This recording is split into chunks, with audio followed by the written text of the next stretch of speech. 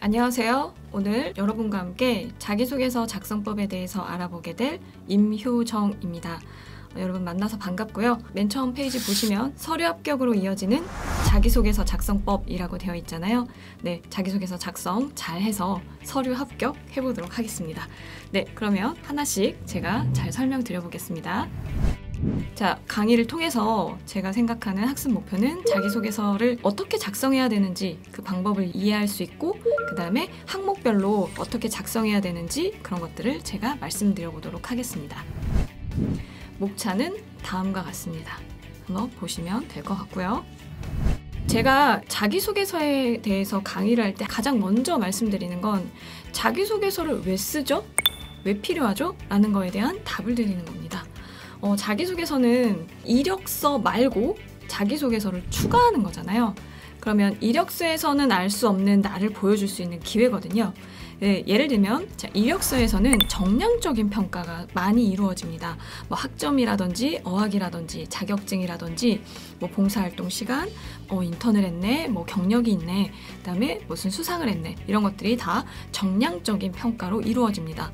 하지만 여러분들은 이런 정량적인 것만으로 여러분을 판단하는 게 맞다고 생각하진 않잖아요. 그래서 자기소개서를 통해서 이 사람의 정성적인 평가도 해야겠다라고 기업들이 생각하게 되었습니다. 예전에는 그냥 한 장짜리 이력서로 입사 지원을 대신했다면 요즘에는 그렇지 않은 이유가 되겠죠.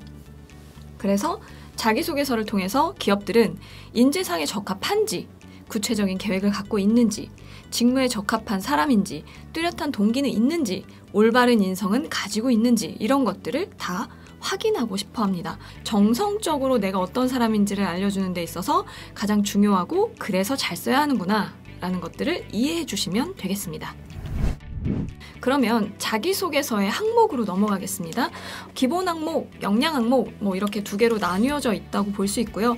요즘은 기업들이 워낙 다양한 자소서의 질문들을 하고 있기 때문에 이걸로 딱 나누기 되게 어렵던데요? 라고 생각하실 수 있지만, 전체적으로 봤을 때 이런 것들이 가장 기본이 되고, 이런 것들을 잘 써놓고 나면 그들이 원하는 질문별로 내가 적용을 잘 할 수 있다라고 생각하시면 될 것 같습니다.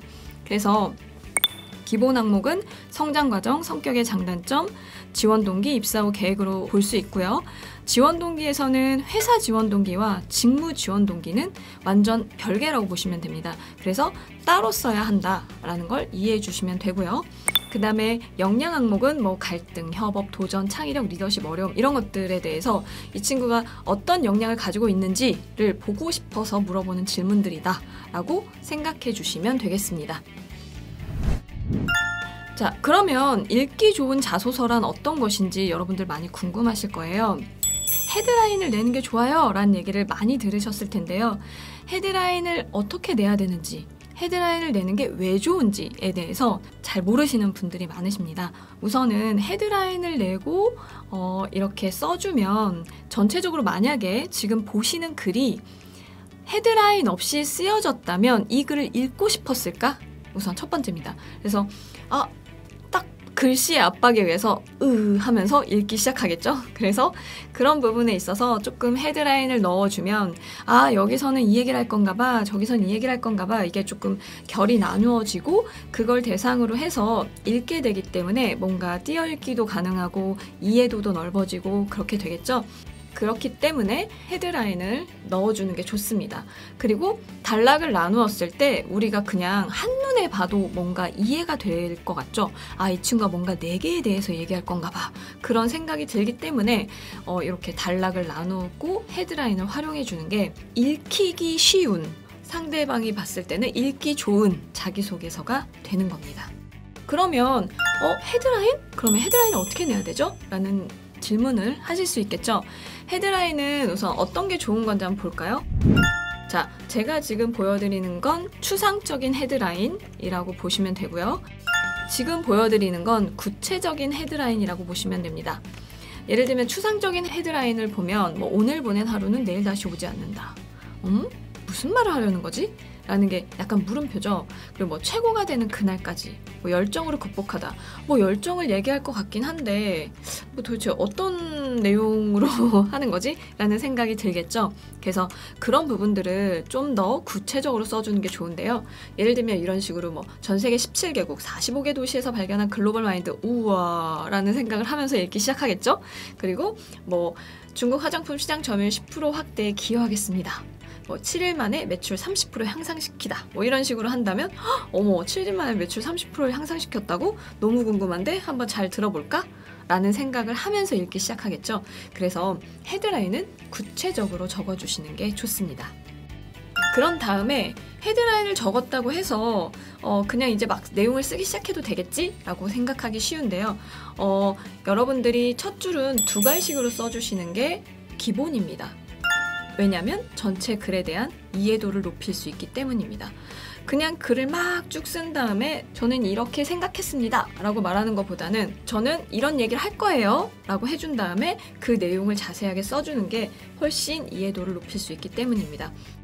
자, 3번째 팁입니다. 국어 실력을 판단하게 하지 말라? 이게 뭘까요? 네, 보통 쓰시면 의도하진 않아요. 당연히 의도하진 않으시겠지만 오탈자 또는 띄어쓰기 이런 것들에 되게 잘못된 글쓰기들이 조금 있습니다.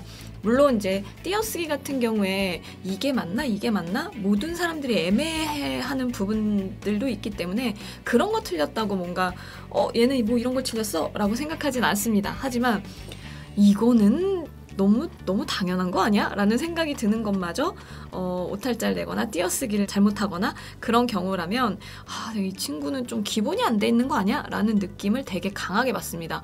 그리고 그런 오탈자와 띄어쓰기에 대해서 한번 눈이 들어오기 시작하면 전체적인 글의 내용에서 아무리 좋은 내용을 썼어도 이게 집중이 되는 게 아니라 오탈자에 집중이 되기 때문에 여러분들의 글이 너무 아름다운 글이어도 이 사람에게 가슴에 와닿지 않는다라는 거, 네, 그거는 이해해 주셨으면 좋겠고요.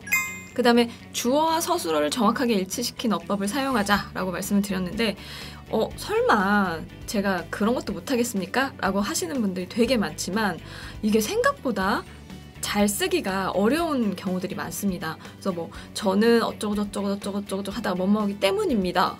이렇게 쓴다든지 그러면 사실 저는 뭐뭐 때문입니다라는 게 사실 주어랑 서술어가 맞지 않죠.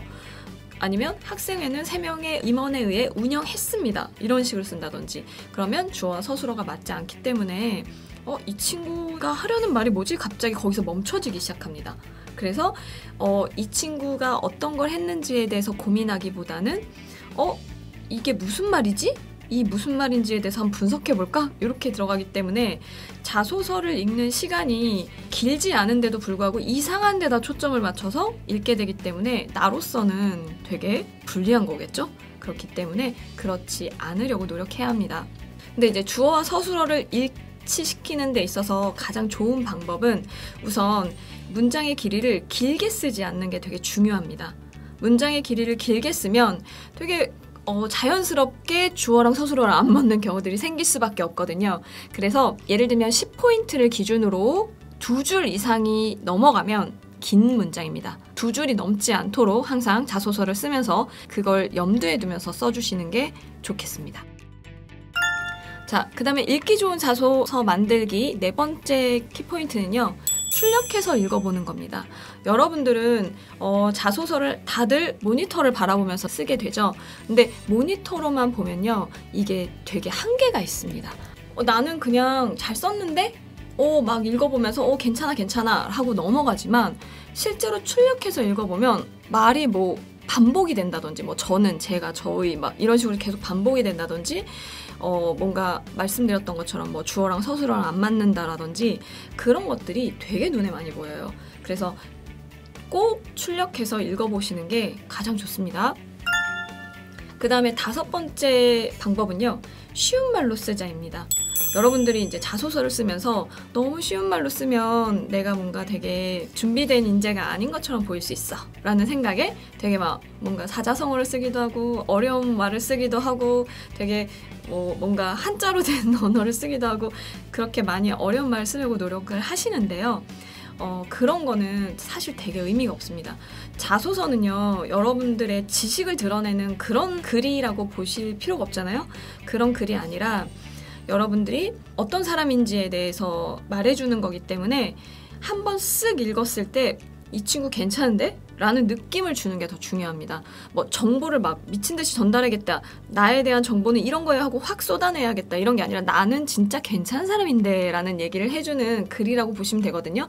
그래서 한번 그냥 슥슥슥슥슥 읽었는데 오! 이 친구 한번 보고 싶은데? 라는 생각이 들게 하는 게 가장 좋습니다. 그래서 가장 쉽고 간결한 말로 쓰는 것이 좋습니다. 그 다음에 마지막 팁인데요. 기업 이름을 혼동하지 말자 라고 썼습니다. 기업 이름을 설마 혼동할까요? 라는 생각을 하시는 분들이 많을 텐데, 본인이 썼던 자기소개서를 보통은 많이 다시 쓰고 하거든요. 여기 썼던 거 다시 가져와서 쓰고, 여기서 썼던 거 또 다시 가져와서 쓰고, 그렇게 많이 하다 보니까 이렇게 쭉 보다가 뭐 기업 입사 지원 뭐 동기 이런 거 쓸 때 그냥 갖다 붙여놓는 경우들도 있습니다. 그랬을 때 여러분들이 기업의 이름을 다른 이름을 써서 내게 되는 경우도 있거든요. 제가 컨설팅했던 친구 중에 한 명이 면접을 붙은 거예요. 그래서 우와 하고 이제 자기소개서를 한번 다시 훑어보기 시작했는데 자기소개서에 다른 기업 이름을 쓴 겁니다. 근데 그러면 떨어져야 되는 거 아니에요? 라고 생각하실 수 있지만, 우선은 그 자기소개서가 간략하게 읽혀서일 수도 있고요. 아니면 그 이름은 잘못 썼지만 나는 이 친구를 한번 보고 싶긴 해. 뭐 모든 친구들이 다 우리 회사를 원하는 건 아닐 거니까 라는 생각이 부르는 경우도 있기는 합니다. 하지만 여러분들이 가서 면접에서 이걸 커버하는 게 생각보다 쉽지 않습니다. 자기소개서는 면접을 위한 자료라고 보시는 게 훨씬 좋거든요. 그래서 면접을 잘 보기 위해서 자소서를 내가 잘 써야겠구나 라는 마음을 먹는 게 훨씬 더 좋습니다. 여기까지 어떻게 하면 읽기 좋은 자기소개서를 만들 수 있는지를 말씀드렸습니다. 자, 그러면 앞에서 말씀드린 것처럼 여러 가지 항목들이 있고 그 항목별로 어떻게 쓰는 게 내 자소서가 빛이 날 수 있는지, 좀 더 잘 읽힐 수 있는지, 나를 좀 더 잘 보여줄 수 있는지 하나하나 들어가 보도록 하겠습니다. 자, 항목별 작성법 첫 번째, 성장 과정입니다. 성장 과정의 경우에는 여러분들이 맨 처음에 자소서라는 걸 한번 써볼까요? 하면서 나오는 그 맨 처음 항목이기 때문에 쓰려고 컴퓨터 키보드에 손을 올리는 순간 갑자기 멍해지는 항목 중에 하나죠. 되게 쉬울 것 같지만 정말 어려운 그런 항목 중에 하나입니다. 그러면 성장 과정은 어떻게 작성해야 되는지 한번 들어가 보도록 하겠습니다. 우선 성장 과정을 왜 물어보는지를 알아야 우리가 잘 작성할 수 있겠죠. 자, 성장 과정을 통해 알고 싶은 것은 무엇이냐면요. 이 친구는 어떤 성향을 가진 사람일까? 이게 궁금하기 때문에 물어보는 겁니다.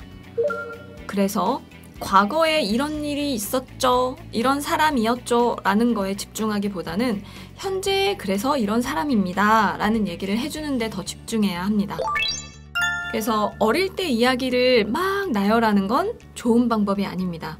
어릴 때 적극적이었던 친구도 나이가 들면 그렇지 않은 경우들도 일어나잖아요. 그렇기 때문에 어릴 때 전 이랬죠 라는 것만으로 내가 어떤 사람인지를 말해줄 순 없습니다. 그리고 기업이 원하는 건 지금의 이 사람, 성장 과정을 통해 어떻게 성향이 되었는지에 대한 이 사람, 현재 이 사람을 원하는 거지 옛날에 이 사람을 원하는 건 아니잖아요. 그렇기 때문에 어릴 때 이야기만 막 나열함으로써 내 성장 과정은 이래요 라는 걸 말해주는 건 좋은 방법이 아닙니다.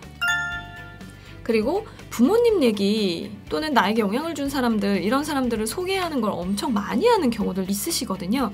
그런데 그걸 장황하게 쓰는 건 좋은 방법이 아닙니다. 자, 우리가 쓰고 있는 건 뭐죠? 자기소개서. 날 소개하는 글이잖아요. 그런데 부모님이나 이런 타인에 대한 소개를 장황하게 했을 경우에는 나에 대한 정보에 대한 그 글이 줄어들 수밖에 없잖아요. 그래서 되도록이면 간단하게 소재로는 쓸 수 있지만 그걸 너무 길게 쓸 필요는 없다라고 말씀드리겠습니다. 그런 다음에 그러면 내 성향을 보여줄 수 있는 걸 해야 되는데 어떤 것들을 키워드를 뽑으면 좋을까요? 네, 직무 역량이나 보편적 인성이나 기업 인재상 이런 것들 한번 확인해 본 다음에 이 중에 나는 이런 걸 강조하면 좋겠다 라고 생각을 하는 것들을 뽑으시면 됩니다. 그런데 사실 우리가 이제 뒷부분에 직무 지원 동기를 말하게 되는데 그 직무 지원 동기에 사실은 가장 많은 힘을 쏟아야 하기 때문에 거기에서 썼던 역량이나 인성이나 이런 것들은 제외하고 써야 하잖아요. 그래서 그거 먼저 쓴 다음에 성장 과정을 쓰시는 게 좋겠습니다. 사실 성장 과정의 경우에는 예전에는 많이 물어보던, 그러니까 다 물어봤어요. 모든 기업들이 다 물어보던 항목이었는데 한동안 성장 과정을 물어보니까 다들 이상하겠어. 나는 뭐 중학교를 어디를 나오고 뭐 어떻게 살았고 이런 얘기만 써 라는 생각이 들어서 기업들이 많이 안 물어보기 시작했었어요. 그런데 갑자기 삼성에서 성장 과정에 대해서 이제 말을 하라는 게 이번 항목에 들어오기 시작했고, 그러면서 다른 기업들도 스멀스멀 같이 성장 과정에 대한 내용들을 물어보기 시작했습니다. 그래서 성장 과정은 그래도 써놓는 것이 어디에 지원을 할 때라도 좀 쓰일 수 있다라고 생각해 주시면 좋겠습니다. 그런 다음에 아까 말씀드린 것처럼 성장 과정을 통해 나는 이런 성향이 되었다. 그래서 지금 나는 이래요 라는 거를 설득력 있게 말해주기 위해서 최근의 경험을 말해주는 게 좋겠죠? 네, 그렇게 해서 작성해 주시면 됩니다. 그러면 우리가 사실 어떻게 써야 돼요? 라는 것들을 글을 실제적으로 보지 않으면 잘 와닿지 않죠? 그래서 글들을 보면서 내가 이렇게 써야겠구나 라는 걸 한번 생각해 보도록 합시다. 연대기적으로 작성할 수 있거든요. 그래서 연대기적으로는 이렇게 작성할 수 있다라는 걸 한번 읽어보시겠습니다.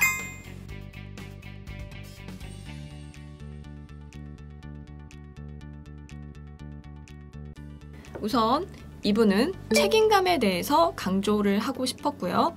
그 책임감에 대해서 고등학교 2학년 때 이런 책임감이 되게 중요하다는 걸 깨달았고, 그래서 대학생 때는 이런 책임감들을 발휘해왔다. 그래서 나는 책임감이 있는 사람입니다 라는 걸 설득력 있게 말해주고 있습니다. 그래서 이렇게 연대기적으로 말씀하셔도 되고요. 자, 두 번째는 이제 전공에 대한 관심을 갖게 된 계기를 연대기적으로 말씀을 하실 수도 있습니다. 한번 읽어볼까요?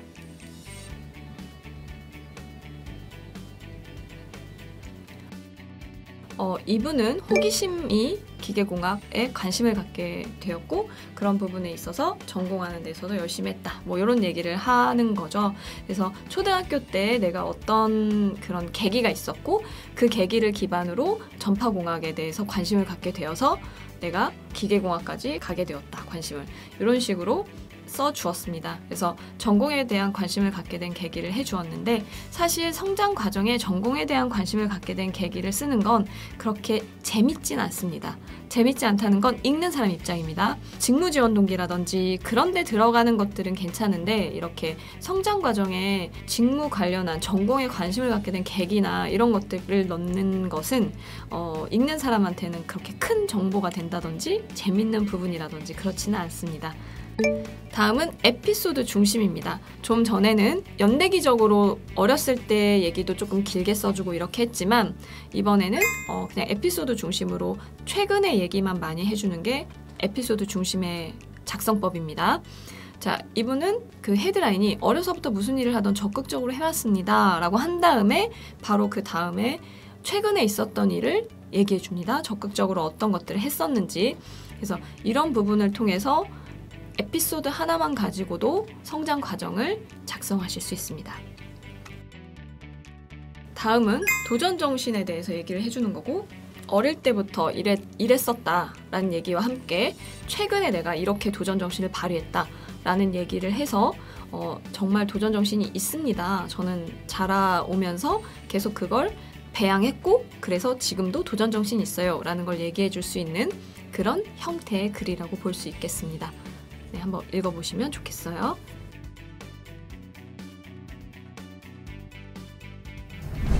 자, 그러면 이제 다음으로는 항목별 작성법 두 번째, 성격의 장점으로 들어가겠습니다.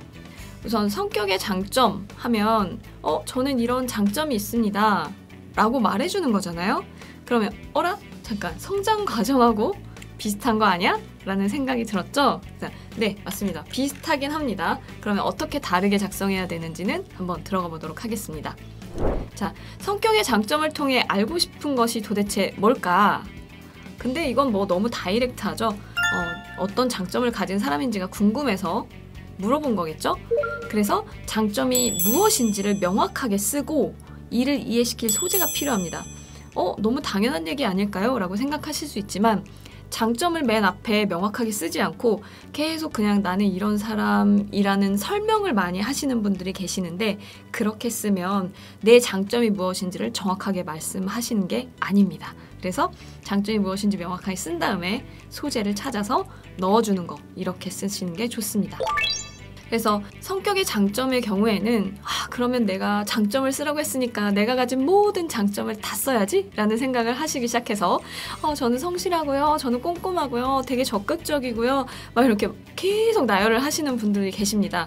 근데 장점을 보여줄 수 있는 사례들을 통해서 나 진짜 이런 장점을 갖고 있어 라고 얘기를 해줘야 되고, 그게 한 가지에 집중되어야 그걸 이해시키기 편해집니다. 물론 뭐 2개 정도까지는 가능할 수 있지만 되도록이면 한 가지 정도에 집중해서 그걸 보여줄 수 있는 사례를 통해서 나 진짜 그래요, 나 진짜 이런 성격의 장점을 갖고 있는 사람이에요 라는 걸 말씀해 주시는 게 가장 좋은 방법이다 라고 생각해 주시면 좋겠습니다.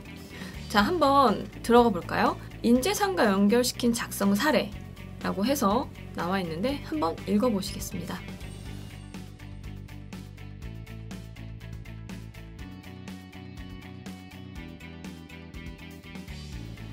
네, 우선 도전 정신에 대해서 말을 하고 있죠.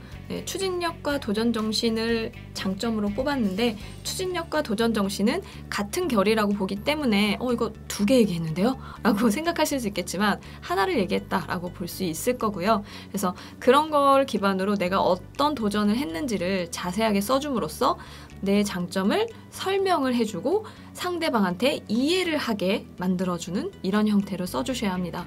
그러면 성장 과정에 에피소드 중심으로 쓴 거와 너무 비슷해지잖아요. 네, 맞습니다. 이건 비슷하게 쓰시면 돼요. 그런데 이제 성장 과정에는 어릴 적부터 이랬다라는 것들을 써주는 형태로 하시면 되고, 성격의 장점의 경우에는 맨 앞에 내 장점은 뭡니다 라고 말씀을 해주시는 그런 형태로 써주시면 이게 성격의 장점이 되는구나 라고 보시면 될 것 같습니다. 직무가 같은 일을 해보았다 라면 그 직무를 해본 경험을 토대로 내가 이런 장점을 갖고 있다는 걸 은근슬쩍 보여주실 수도 있겠죠. 그래서 직무와 연결시켜서 소통력에 대해서 얘기를 했고요.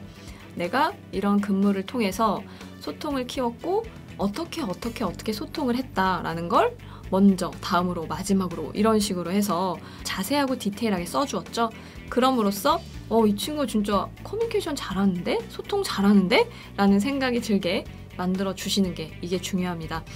여러 가지 사례를 쭉 나열한다고 해서 그걸 다 이해해 주진 않습니다. 뭐 소통 능력이 있다라고 얘기해놓고 저는 이럴 때 소통도 해봤고요, 저럴 때 소통도 해봤고요, 이런 소통도 해봤고요, 저런 소통도 해봤습니다. 아무리 얘기해봤자 상대방은 그걸 이해하지 못합니다.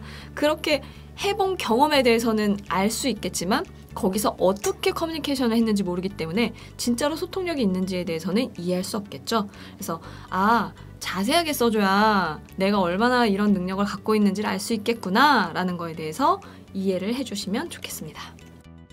다음은 인성과 연결시킨 작성 사례입니다. 적극적인 인성을 가지고 있다는 건 회사에서 되게 좋아하는 부분이니까 그럼 적극성에 대해서 얘기해봐야겠다 라고 생각을 하고 이렇게도 쓸 수 있습니다. 한번 읽어보실까요?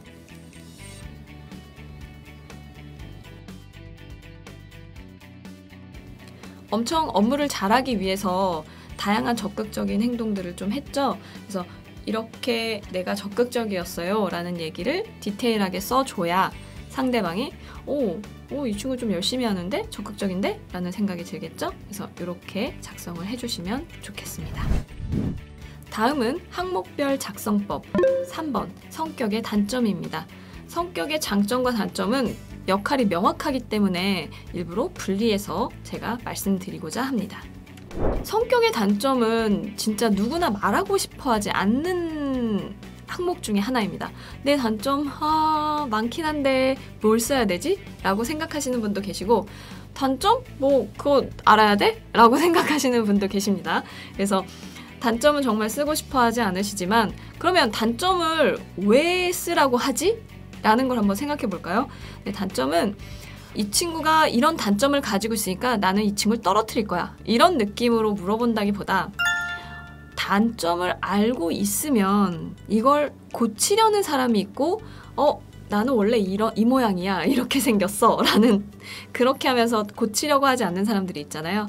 고치려는 사람이었으면 하는 마음을 갖고 있기 때문에 기업에서 물어봤다라고 생각하시면 됩니다. 그래서 단점은 이런 게 단점입니다 라고 쓴 다음에 어떻게 노력하고 있는지 나는 이렇게 노력하고 있습니다 라는 걸 구체적으로 써주는 것이 가장 좋은 방법입니다.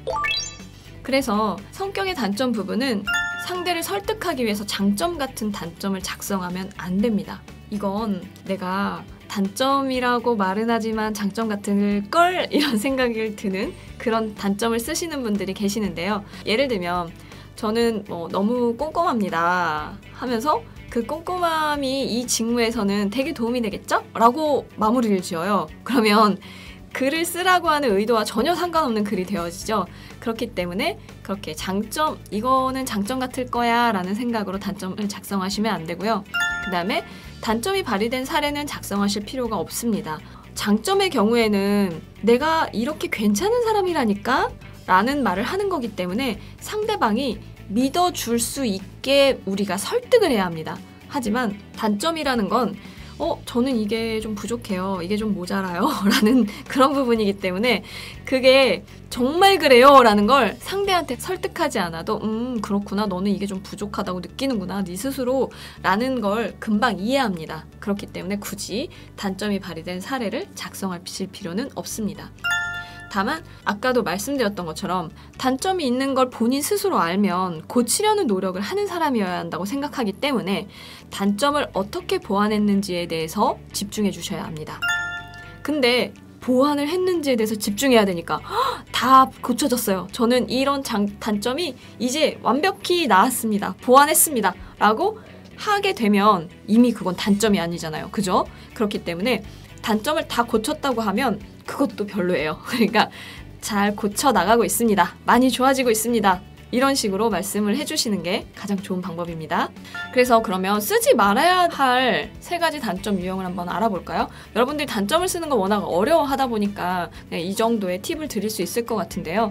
장점 같은 단점 쓰기는 쓰지 말아야 합니다. 아까 앞에 말씀드렸던 것처럼 제가 너무 책임감이 강하다 보니까 이런 어려움이 있고 이런 불편함이 있습니다. 그런데 하지만 이 직무를 하는 데 있어서 이런 책임감 되게 도움 되겠죠? 라고 쓰는 거 안 됩니다. 자, 그 다음에 치명적인 단점을 쓰시면 안 되겠죠? 제가 너무 내성적이어서 너무 욱하는 성격이다 보니 이렇게 쓰시는 건 별로 좋지 않습니다. 너무 내성적이라는 건 그래도 좀 괜찮지 않을까? 라고 하고 쓰기 시작하시는데요. 이게 친구한테 나 좀 내성적이야 라고 말하는 거랑 회사에 저 내성적입니다 라고 말하는 거랑 좀 다릅니다. 회사에서는 내성적인 직원이 되게 많이 힘들거든요. 어떤 걸 업무를 지시를 했는데 결과를 전혀 보고하지 않는다라든지 궁금한 게 있는데도 전혀 묻지 않는다라든지 그런 친구들은 일을 하는 데 있어서 계속 업무적으로 문제가 생길 수 있다고 판단합니다. 그래서 이런 부분은 상당히 치명적인 단점이구나 라는 걸 이해해 주셨으면 좋겠어요. 그리고 욱하는 성격은 사실 내가 아무리 고치려고 해도 잘 고쳐지지 않는 성격 중에 하나다 보니까 이런 부분은 별로 좋지 않습니다. 그리고 맨날 약속에 늦습니다. 이런 것들도 약속에 늦는 사람들은 계속 늦잖아요. 그런 것처럼 사실 고치기 조금 어렵다라고 판단되어질 만한 단점은 쓰시지 않는 것이 좋습니다. 그리고 덜 치명적이라고 착각하고 쓰는 단점들이 있는데요. 다소 꼼꼼하지 못해서 좀 실수를 합니다. 라고 하는 거, 실수 많은 직원들 회사에서 별로 원하지 않습니다. 그래서 이런 부분들은 되도록이면 단점으로 쓰지 않으시는 게 좋고요. 아니면 너무 꼼꼼해서 일 처리가 느립니다. 느린 직원도 회사에서 원하지 않죠. 그런 것들은 좀 되도록이면 안 쓰는 게 좋구나 라고 이해해 주시면 좋겠습니다. 그럼 쓰기에 적절한 단점도 필요하겠죠? 네, 먼저 관계적으로 문제가 되지 않는 건 쓰기에 좀 적절하다라고 볼 수 있습니다. 부탁에 대해 제가 거절을 좀 잘 하지 못하는 편입니다. 직설적인 언행을 하지 못하는 편입니다. 라든지 아니면 업무적으로 문제가 되지 않는 성격도 있습니다. 여유가 없어 보인다라는 얘기를 많이 듣습니다. 뭐 고집이 약하다는 얘기를 듣습니다. 뭐 고집이 강한 그런 단점이 있습니다. 이런 것들은 좀 업무적으로는 괜찮습니다. 뭐 고집이 강한 이런 것들은 구매 업무나 이런 것들은 고집이 강하면 그래도 좀 업무를 하는 데 있어서 도움이 될 수 있기 때문에 업무적으로 문제가 되지 않는 성격이다라고 볼 수 있거든요. 그래서 그런 것들은 가능하다라고 봐주시면 되겠습니다.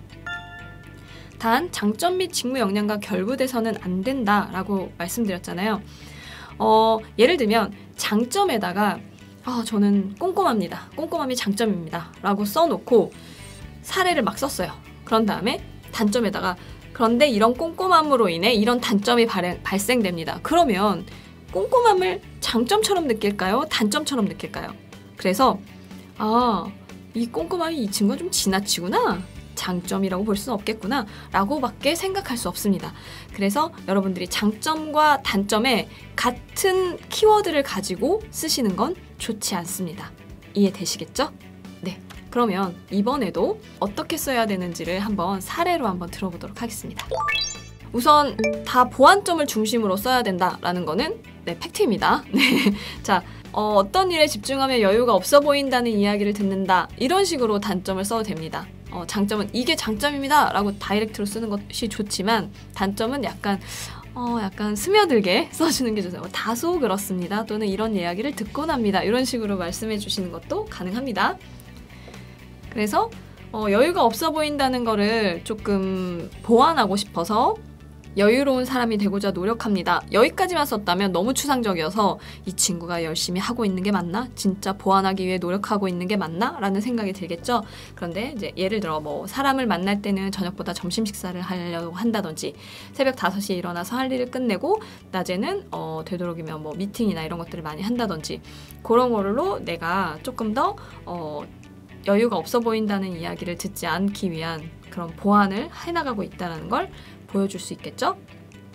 그 다음에 단점을 줄여주는 말 한마디의 변화라고 했는데 부탁을 잘 거절하지 못하는 단점이 있는데 그걸 내가 아무래도 안 되겠어. 조금 개선이 필요해 라고 생각했습니다. 라고 한 다음에 아마 글을 읽어보시면 아시겠지만 누군가 부탁을 하면 내가 알겠어 라고 먼저 말을 했었던 걸 내가 조금 생각해보고 대답해도 될까?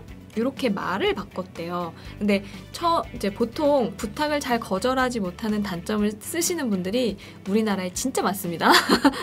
취업 준비하시는 분들 중에 그렇게 착하신 분들이 많아요. 그래서 부탁을 잘 거절하지 못한다라는 건 많이 쓰시는데 그걸 해결하기 위해서 내가 이렇게 노력하고 있습니다 자체를 되게 어려워하세요. 왜? 실제로 하시기가 상당히 어려운 부분이니까요. 그래서 어떻게 하면 잘 거절한다고 쓸 수 있죠? 라고 말씀 많이 물어보시는데 거절을 저는 하려고 노력합니다 만 쓰시는 경우들이 많아요. 그런데 그러면 진짜 노력하고 있는 게 느껴지지 않겠죠? 그런데 이런 식으로 맨 첫 마디를 바꿨습니다. 그런 다음에 고민을 해서 다음에 다시 말을 합니다. 그런데 그 말을 하는 것도 혹시나 내가 말로 하면 좀 이게 거절하는 게 되게 어려우니까 원래 어려웠으니까 내가 그 스케줄러를 보여주면서 내가 요런 것들로 인해서 조금 어려울 것 같아 라는 걸 말을 그런 식으로 표현한다든지 그런 얘기를 통해서 내가 보완을 해나가고 있다라는 걸 말씀해 주셔도 되거든요. 그러니까 보완점 자체를 어렵게 생각하기보다는 이 친구가 진짜 하고 있네? 라는 느낌이 들게 써줘야 하는구나 라는 거에 대해서만 이해해 주시면 좋겠습니다. 다음으로는 다소 신중하여 결정을 어려워할 때가 있습니다 라고 했죠. 그래서 이걸 잘 하기 위해서 내가 좀 매일 아침에 투두 리스트를 작성하고 그날 해야 할 일을 이렇게 분석을 하고 순위를 매기고 그 다음에 매일 밤에 왜 이걸 못했는지에 대해서 자꾸 반성해보고 그러면서 내가 신속하게 결정해 나가는 힘을 길러나가고 있다라고 하는데 신중해서 결정을 내가 잘 못한다라고 단점을 쓰시는 경우에 대부분의 보완점을 그래서 열심히 잘 비교해 가면서 결정하려고 노력하고 있습니다. 그냥 이렇게 쓰시는 분들이 되게 많거든요. 근데 그렇게 썼을 때는 진짜 이 친구가 이걸 보완하기 위해 개선하기 위해 노력하고 있구나 라는 게 느낌이 전혀 오지 않습니다. 그렇기 때문에 그렇게 하지 않고 좀 더 자세하게 써야겠구나 라는 것들을 이해해 주시면 좋겠습니다. 네, 알겠죠? 그래서 여기까지 성격의 단점을 어떻게 작성해야 되는지를 알아봤습니다. 그러면 우선 첫 번째 시간을 마치고요. 다음 시간에 이어서 각 항목별로 어떻게 작성해야 되는지를 또 알아보도록 하겠습니다. 네, 여기까지 잘 들어주셔서 감사합니다.